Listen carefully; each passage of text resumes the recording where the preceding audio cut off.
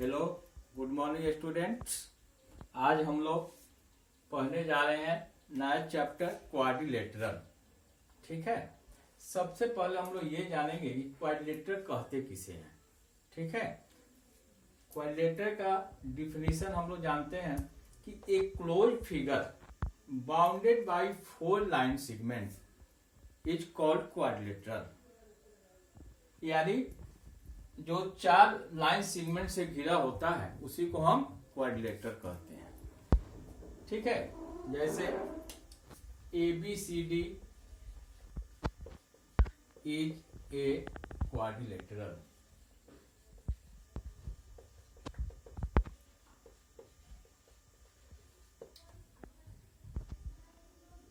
इसमें ABCD are called vertices। A, B, C, D are called vertices। इसको हम vertices बोलते हैं। ठीक है, सेकेंड है sides. Line segment AB, BC, CD, DA are called sides. ठीक है, AB, BC, CD, DA are called sides. को line segment AB, BC, CD और DA को हम क्या बोलते हैं? साइड्स बोलते हैं। ठीक है, फिर है थर्ड लाइन सेगमेंट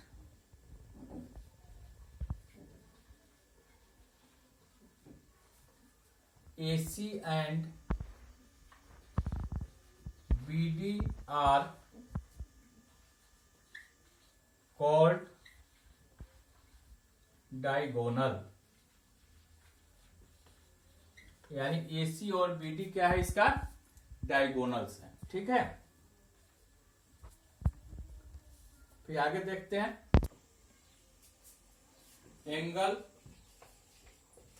है आपका एंगल ABC, फिर एंगल BCD, फिर एंगल CDA, फिर angle DAB are called angle which is denoted by angle A, angle B, angle C, angle D। ठीक है, अब इसके बाद हम लोग पढ़ेंगे कि एडजसेंट साइड क्या है, एडजसेंट एंगल क्या है, अपोजिट साइड क्या है, अपोजिट एंगल क्या है। ठीक है, एडजसेंट साइड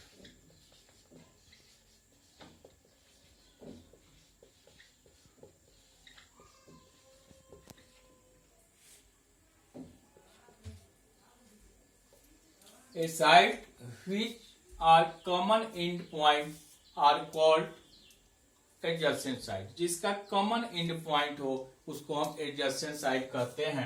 जैसे एग्जांपल है मेरा AB BC, ये मेरा एडजसेंट साइड हो गया। फिर BC CD एडजसेंट साइड हो गया। फिर CD DA एडजसेंट साइड हो गया। फिर DA AB ये एडजसेंट साइड मेरा हो गया। जिसका कॉमन एंड पॉइंट होता है वही एडजसेंट साइड कहलाता है। अब हो गया। अब है अपोजिट साइड। अपोजिट साइड ऐसा साइड जिसका कोई कॉमन एंड पॉइंट नहीं होता है उसको हम अपोजिट साइड बोलते हैं।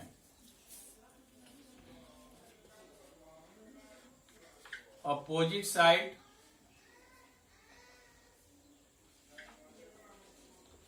जिसका कोई कॉमन एंड पॉइंट नहीं होता है अपोजिट साइड कहलाता है। जैसे AB और AB और CD ये क्या है? अपोजिट साइड है। फिर बी सी ए डी क्या है, ऑपोजिट साइड है। ठीक है, अब एडजेसेंट एंगल।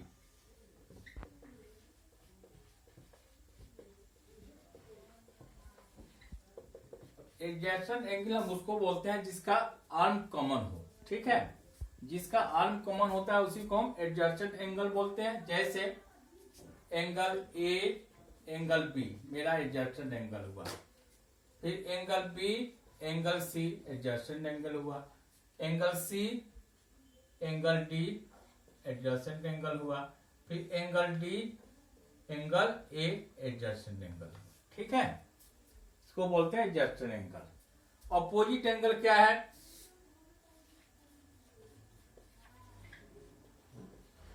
ऑपोजिट एंगल जिसका कॉमन आर्म नहीं होता है। ठीक है ना, वो ऑपोजिट एंगल कहलाता है। जैसे एंगल ए और एंगल सी क्या है, मेरा ऑपोजिट एंगल है। एंगल बी एंगल डी क्या है, ऑपोजिट एंगल है। क्या है, ऑपोजिट एंगल। ठीक है, अब चलते हैं आगे। चलिए अब हम लोग प्रूव करने चल रहे हैं। Prove that the sum of angle of quadrilateral is 360। Prove that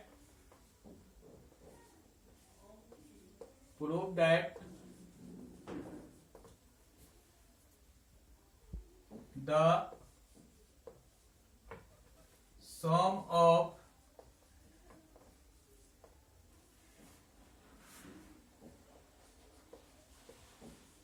angles of a quadrilateral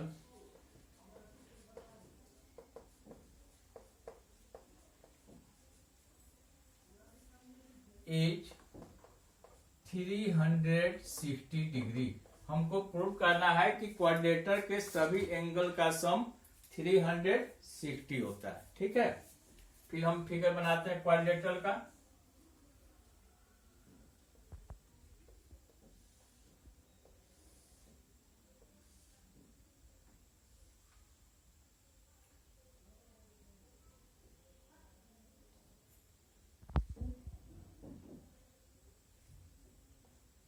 A B C D.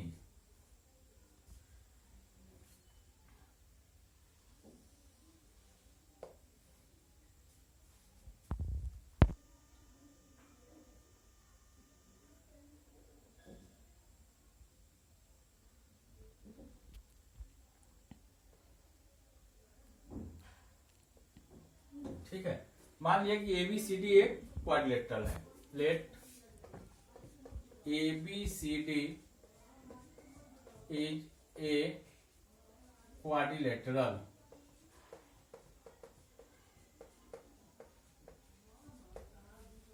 ठीक है, अब एक डायगोनल AC के सहारे हम इस क्वाड्रिलेटर को दो भाग में बांट दिए। ठीक है, दो भाग में बांट दिए। दोनों क्या हुआ, एक हो गया मेरा ट्रायंगल ABC और दूसरा ट्रायंगल ADC। ठीक है, अब चलेंगे in triangle ABC।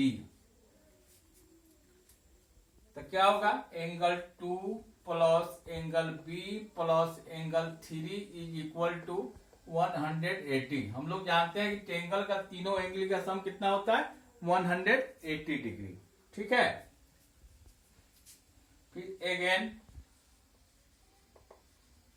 In triangle ADC angle 1 plus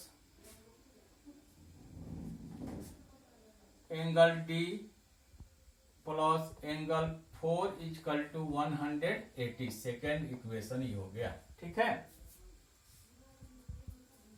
अब add equation 1 and 2।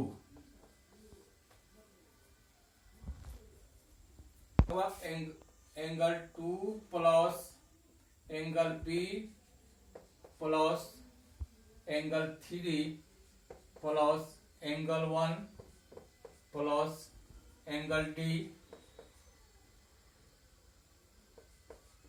Plus angle 4 equal to 180 plus 180। ठीक है, अब क्या करते हैं, एंगल 1 को एंगल 2 के पास लाते हैं। एंगल 1 प्लस एंगल 2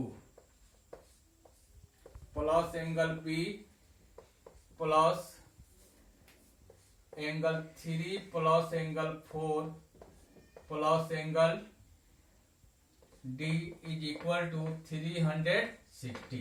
अब एंगल 1 प्लस एंगल 2 मेरा दोनों को ऐड किए तो पूरा एंगल ए मिला। क्या मिला, एंगल ए। तो इसको हम लिख सकते हैं एंगल ए। 1 और 2 को मिलाकर कितना क्या मिला, angle A plus angle B, फिर एंगल 3 और 4 को मिला दिए तो पूरा एंगल सी हुआ।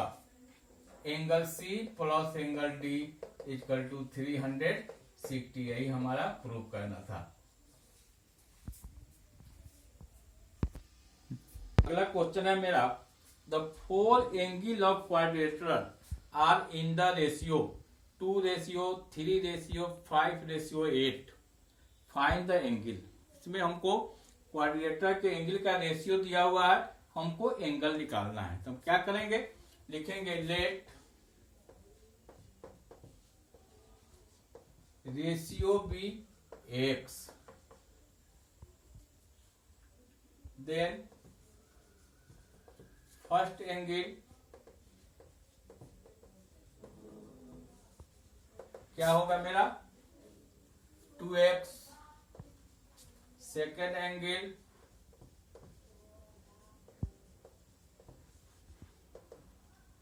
3x, third angle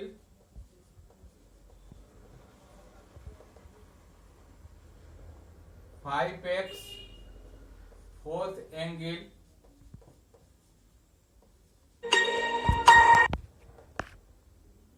8x। और हम लोग जानते हैं कि क्वाड्रिलेटरल के सभी एंगल का सम कितना होता है, 360।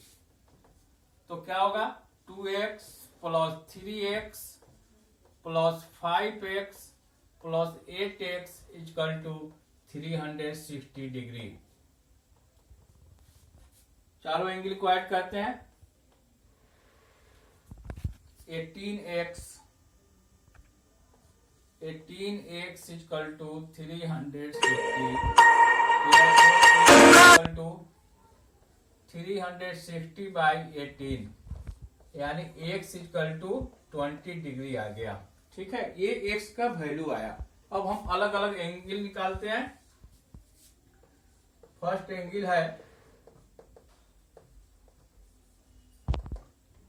2x है, तो x का वैल्यू कितना है 20 डिग्री, यानी 40 डिग्री। सेकंड एंगल है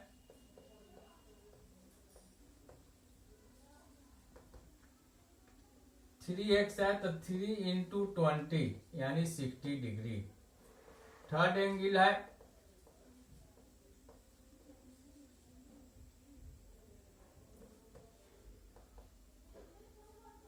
5x है, तो 5 इंटू 20 यानी 100 डिग्री। और फोर्थ एंगल है